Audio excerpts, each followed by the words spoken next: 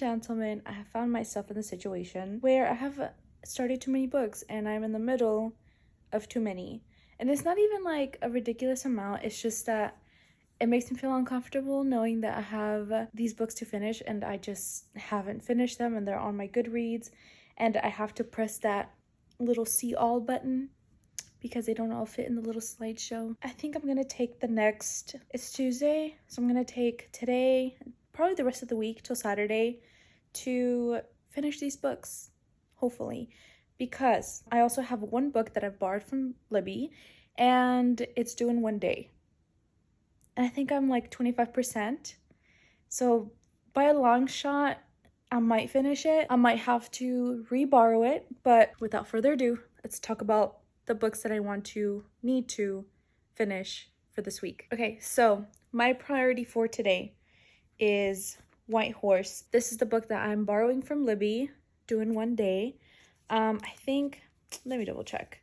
I don't think I'm going to be able to finish this today, so I think I might have to re-borrow 26% of the way in. This one is kind of like a horror, ghost, spooky kind of read, which is really interesting to me. Like I've been really into this book.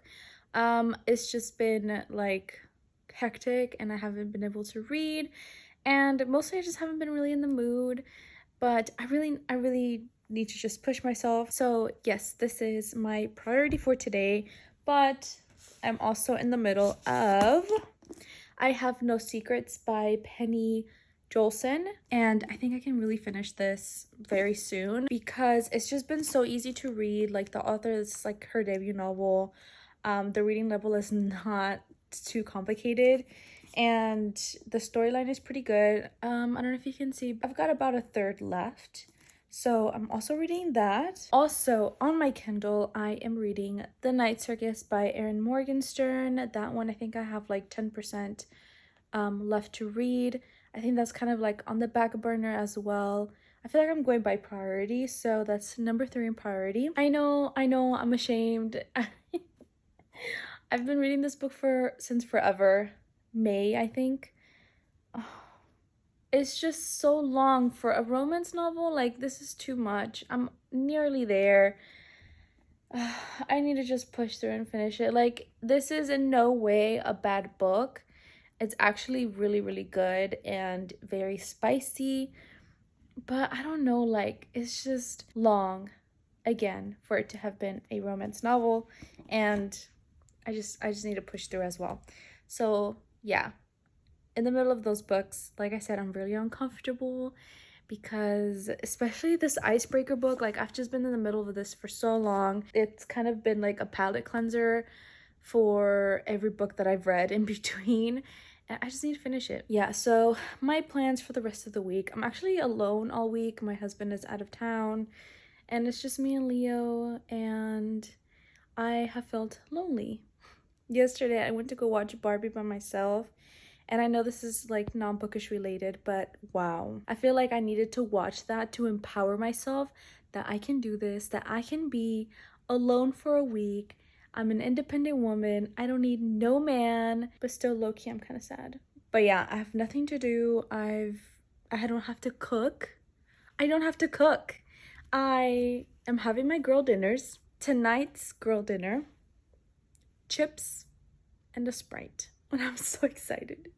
So yeah, good times.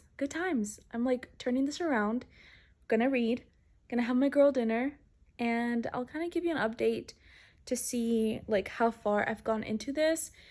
Let me kind of just talk about it, my feelings toward this book. Just like a really quick summary so that you guys can kind of get a feel of what I'm reading. White Horse is about a girl named Carrie. I'm not sure how you pronounce it. It's spelled Kari. And she is an indigenous woman. She has no mom. Her mom kind of abandoned her when she was pretty newborn. And her dad has like this like mental illness. I'm not sure if it's like schizophrenia, but he kind of like, he's not there most of the time and very forgetful. And so she just really takes care of her father. But then her cousin Debbie actually finds this old bracelet, and Carrie finds herself touching the bracelet and she starts seeing a ghost, and she realizes that it's her mom. And so she's kind of obviously freaked out because like it's really creepy. Like she'll be in the middle of like a bar, and all of a sudden she has like these visions. The lights are all dark. She sees this woman kind of just like sitting there watching her creepily and just being a creep. And yes, she does realize eventually that it's her mother. Her cousin Debbie kind of pushes her to figure out what it is that her mother is trying to communicate to her. And at first, Carrie is like, first of all, she's very resentful towards her mom for abandoning her. And then Debbie, her cousin, motivates her and pushes her to find out more, see what really happened to her mom. And so she has her doubts, and she's kind of pushing past that to try and communicate with her mom. So that's where we are so far. And like I said, the book is creepy, and I'm really into it. By the way, I did try to do summer ween and it was a complete fail. I do work full time, so I was unable to read. So I had actually picked this up to do the challenge to read in the dark. And I figured that if I picked it up on my Kindle, it was just going to be easier to read in the dark / nighttime. But definitely a really good book to have picked up in Summerween. It's August 1st, but don't mind that. So yeah, I'm going to actually read as much as I can. Probably have a little break here and there. Play Tears of the Kingdom. And yeah, I'm going to go ahead and just dive right in. I kid you not, I was literally just laying down on my couch and I had all the lights off because the window was open, light was shining through. It was, it was a nice afternoon, and the sun started to go down, and I just kept reading, and I kept reading, and I kept reading, and next thing I know, like, everything is dark. And I was like, whoa. Where did the time go? I'm super excited that that happened. First of all, it's been a while that I've really been lost in a book, and this book is giving me the opportunity. So very, very happy for that. So I have read up to 50% of the book, and I think I'm gonna read for the next hour or so and then just call it a day. Hopefully, I don't know till what time I have tomorrow to finish the book. I'm actually drinking like a tea to promote sleep with some milk and honey, and it's delicious. Because of that, I'm not gonna stay up late reading the book, even though like I'm just so lost in it. It's funny because so our character Carrie, again, she's seeing her mom, and it's not like a pretty ghost or a normal looking woman. Like this woman has like messy hair, like long hair, kind of like, I feel like I'm reading the description and I'm picturing like the girl from The Ring. Like that's what I'm picturing. And she's a screamer.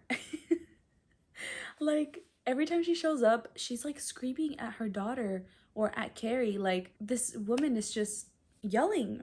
And it's funny because Carrie yells back. And so I just picture like every single encounter, like this woman is screaming her guts out. She is yelling from the top of her lungs. So I just imagine both of them just yelling at each other. And I don't know, it's just kind of funny to me. I finished it, and I haven't done with the rating. I would probably give it like a 4.5. It was really good. I finished it yesterday actually, and it's the next day, and I'm going to talk about it because it was a good book. And I'm also gonna go to the gym after this.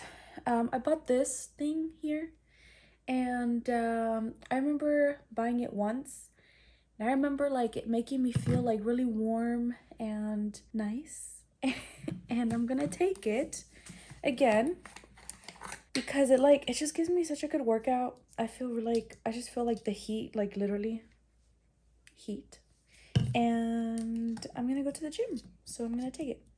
So while I'm trying to open this, let me, just gonna say a little bit of my thoughts. The book was pretty creepy, which is something that I really wanted. Again, I don't know if I mentioned this.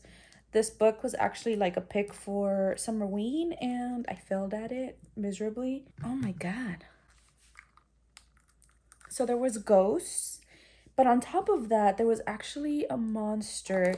So the main character, Carrie, she was Native American, and there is a legend where there was this kind of like a Bigfoot looking man called the Lofa? No, Lofa? And what he would do was basically kill women and skin them. Literally rip the skin off of women. Why not men? I don't know. But he would do it to women. So our main character kind of believes that this creature killed her mom.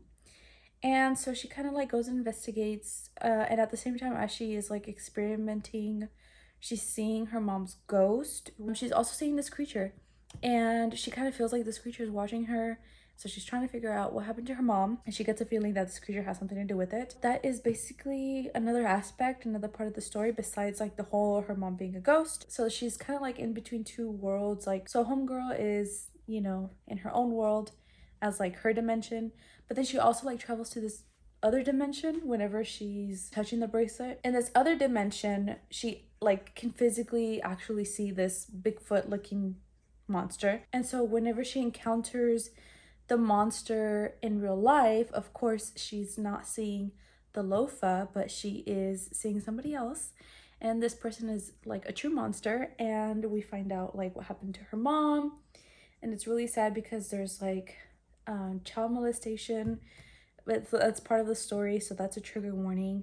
And it's just so sad because I feel like every time that there's a case of child molestation or abusing a child, it's always somebody in the family or someone close to the family or even like a stepfather, a stepmother, and it's just so sad.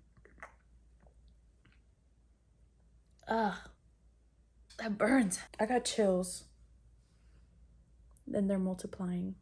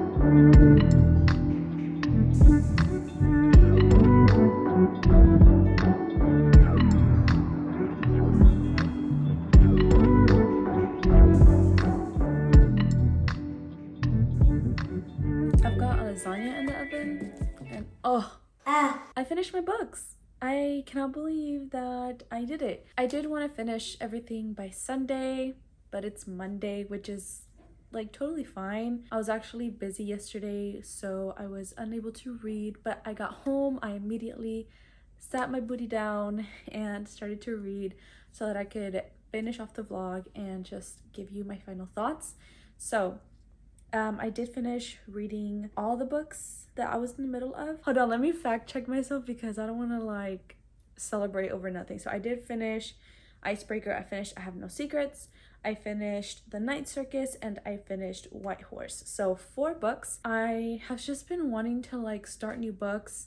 I feel like I've been in the middle of these for the longest, and like it's always like refreshing to know that you finished your books and that you can just start on some new ones and then just go through it all over again. Okay, so my final thoughts. I gave some final thoughts about White Horse, and I did give the book a 4.5 out of 5 stars. And after that, I did also finish The Night Circus. I was reading that on my Kindle, and I am not happy to report that I did not like the book. Hear me out, because I know a lot of people really love this book. I don't know what it was. I feel like at some point I was starting to get a little confused because I wasn't like fully paying attention to the book, and I just kept reading, and I feel like it just like went downhill from there, and I don't know what happened.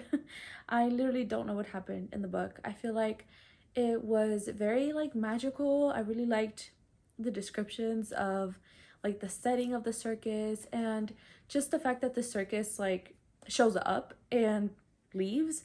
Like there's just like that mystery in the circus that was so intriguing to me. I don't feel like I was connected to any of the characters, and on top of that, this whole magic system involves 2 people who are basically trained their whole lives for this competition, not knowing any of the rules, not knowing how to win, not knowing literally nothing. Like all you know is the arena, the 2 people that are competing, and they're just being told from a young age that they're going to have to compete. But like there was nothing done with it. Like I was expecting more competition, and I didn't get that, so I was just really upset about that.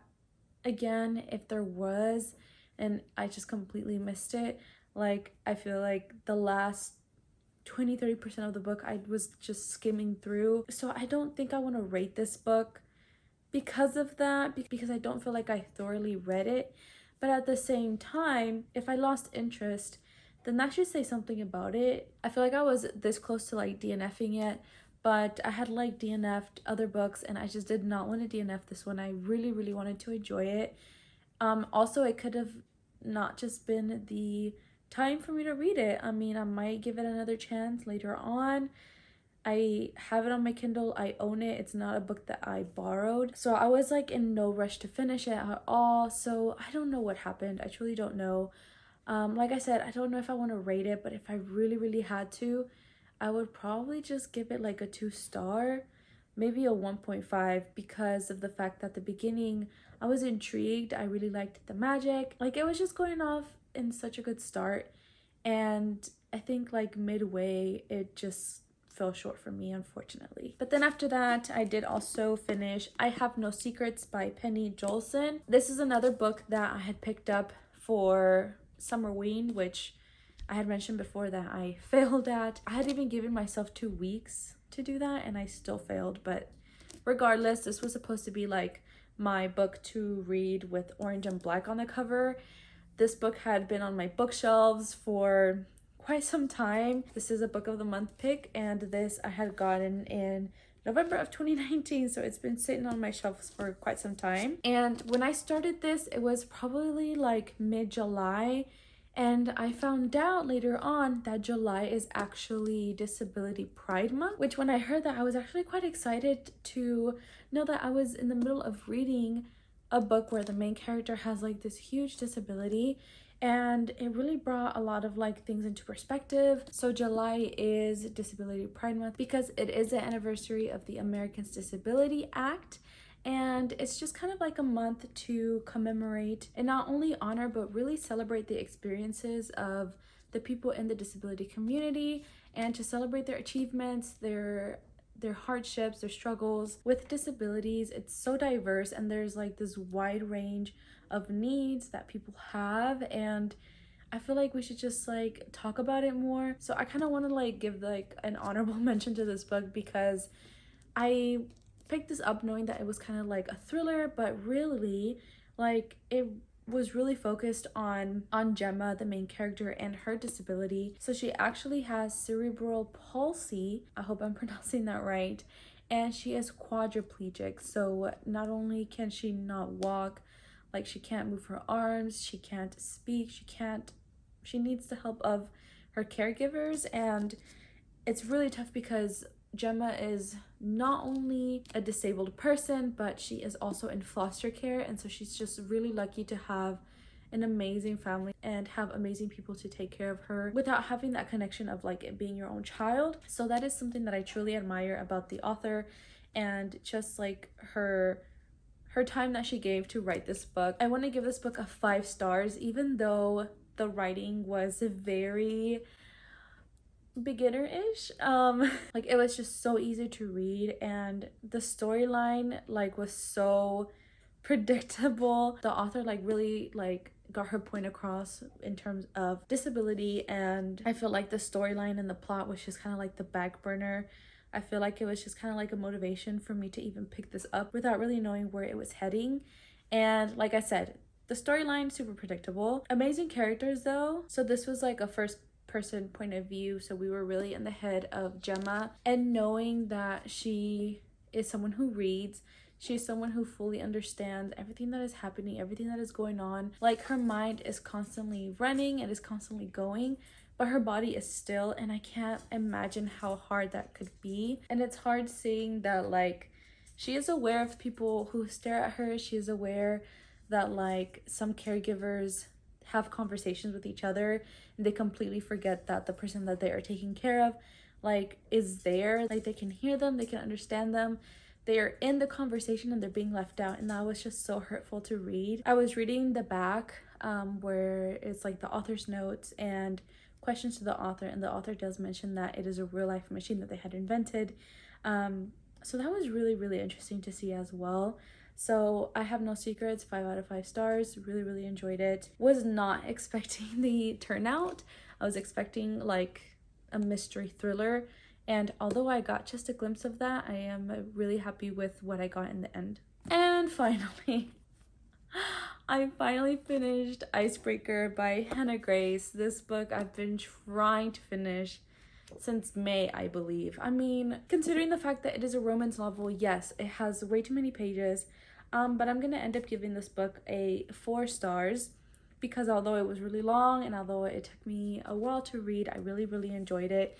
The banner was amazing, the characters were amazing. Given the fact that it was longer than usual, I was able to really get to know the characters and get to know like the relationships, not just with these two, but like them with other people and individually and together, and friendships and all of that good stuff. I really enjoyed the college setting because I graduated in 2020, so it's not like that far out quite yet. The college life that they lived, I basically didn't get it because I like lived with my parents and I would commute every day to the school, and I was like so tired at the end of the day. I never really joined anything really in college. Like I didn't get to live that college life, but I did, you know, get a little glimpse of it here, which was really fun. Honestly, Aaron, you suck. The ending, like he didn't get what he deserved. Like I feel like he just deserved much, much worse. And unfortunately, Anastasia had to like suffer just as much as he did in the end. And I was not a fan of that. I wish that Aaron's like ending could have been a lot worse. And like I know that like sucks to say, but like this character was truly just awful. He would just gaslight Anastasia, the main character. He was just so detestable. In the end, seeing like Anastasia like truly see the damage that he did, and her recognizing that and growing from it too, because like this kid caused her like an eating disorder, and I really, really enjoyed this one scene towards the end of the book where she is sitting at a restaurant and she gets excited for her food. Like, she sees her food coming out of the kitchen and she's ecstatic and she's so excited. And that put a smile on my face, honestly, because she was like depriving herself of food, of nutrition, and like, y'all just don't understand how how happy that scene made me feel. Like, it was just this tiniest scene, the tiniest detail that the author threw in there that meant a lot. I feel like one thing that the book lacked was diversity. I feel like I feel like they were all white kids living in a hockey house. Not really like a negative thing, and it's really not affecting the rating, but it would have been cool if there was just a little bit more diversity. But other than that, I'm just glad that I finished it. I'm glad with all the books that I read, honestly. I'm really content with like the pace that I was able to read this in, because I usually like set a goal for myself and I don't really meet it because life, whatever. So that is all for me today. I really hope that you enjoyed the reading vlog. Thank you for coming along and sticking through the end. If you've made it to the end of the video and you want to support my channel, let me know what you've been reading, and also comment the ghost emoji down below as well. Don't forget to give the video a big thumbs up as well, and subscribe if you've been enjoying my channel so far. Thank you again so much for watching, and I will see you in my next one.